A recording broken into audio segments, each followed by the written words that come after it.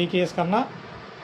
నిన్న తెలంగాణ ప్రెస్ క్లబ్లో పాస్యం యాదగిరి ఒక కవెంట వీడు మాట్లాడిన మాటలు పవన్ కళ్యాణ్ గారి గురించి, నీకు ఉప ముఖ్యమంత్రి పదవి అట్టిచ్చారు అని చెప్పని వీడు క్వశ్చన్ చేస్తున్నాడు ఆంధ్ర ప్రజల్ని. అది ఎదవా, తెలియకపోతే ఆంధ్రాకి వచ్చి అడగరా. పవన్ కళ్యాణ్ గారు తన రెక్కల కష్టంతో ప్రజల మధ్య నిలబడి ప్రజా సమస్యలు పరిష్కరించి ఆయన ఉప ముఖ్యమంత్రి అయ్యాడు. అంతేగాని ఆయన కొరుక్కుంటేనో లేకపోతే ఎవరో ఇస్తేనో రాలది, అది తెలుసుకోరా సన్నాసి. అదేవిధంగా ఈయన ఉప ముఖ్యమంత్రి ఎట్ట చేశాడు అది ఇదని చెప్పి అడుగుతున్నాడు.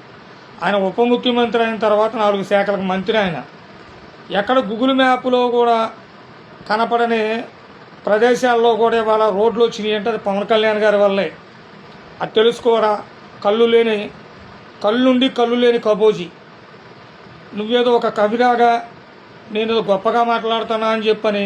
అసలు మీరు నిన్న పెట్టిన ప్రెస్ క్లబ్లో మీరు మాట్లాడిన దండుపాలెం బ్యాచ్ ఏ విధంగా అయితే మాట్లాడుద్దో ఆ విధంగా మీరు పవన్ కళ్యాణ్ గారి మీద దాడి చేస్తున్నారు. తెలంగాణ మీ అబ్బ జాగిరేరా? ఇప్పుడు తెలంగాణలో వాళ్ళు పోయి ఢిల్లీలో ఉండటానికి వీల్లేదంటే ఊరుకుంటారా? రాజ్యాంగం ఒప్పుకుంటుందా?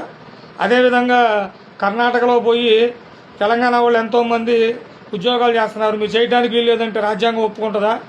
రాజ్యాంగం ఇచ్చిన హక్కురా, ఎవరు ఎక్కడైనా ఉండొచ్చు. ఇవాళ ఆర్టికల్ 370 రద్దయిన తర్వాత జమ్మూ కాశ్మీర్ కూడా పోయి ఉండొచ్చు. అది తెలుసురా మీకు? స్పృహలో ఉంటే మాట్లాడుతున్నారు ఒక్కొక్కళ్ళు పవన్ కళ్యాణ్ గారి గురించి. మాట్లాడిన సందర్భం ఏంటి? మీ నాగేశ్వరరావు ప్రొఫెసర్ గొప్ప మేధావి మాట్లాడిన మాటలేంటి?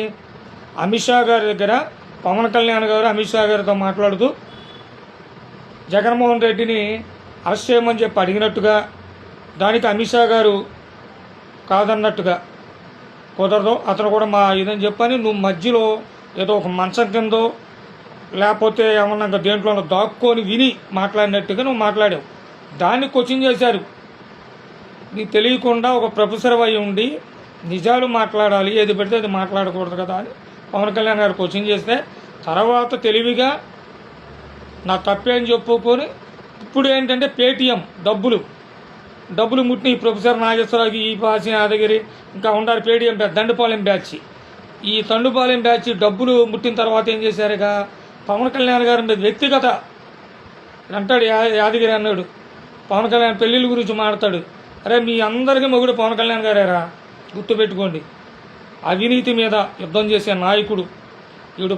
ఈరోజు ప్రజా సమస్యల మీద ఎక్కడ సమస్య ఉన్నా అక్కడ పవన్ కళ్యాణ్ గారు ఉంటారు. సార్ మాకు ఈ సమస్య ఉందంటే పవన్ కళ్యాణ్ గారి దగ్గరకు వస్తే ఈ సమస్య పరిష్కారం అవుతాయి. ఈయన మీ తెలంగాణ క్యాబ్ డ్రైవర్లు కూడా వచ్చారా పవన్ కళ్యాణ్ గారి దగ్గరికి? అది తెలుసుకుంటారా. ఇక్కడ పవన్ కళ్యాణ్ గారికి ఆంధ్ర తెలంగాణ కాదు, ఆయన దేశం మొత్తం అభిమానులు ఉండాలి ఆయనకి. అది తెలుసుకోకుండా వాడు పిచ్చి పుల్కగడ్లాగా మాడుతున్నాడనమాట. హైదరాబాద్లో మీకేం పని అని. హైదరాబాద్లో మీకేం పని రా? హైదరాబాద్లో ఆయన ఇల్లు ఉందో ఆఫీస్ ఉంది.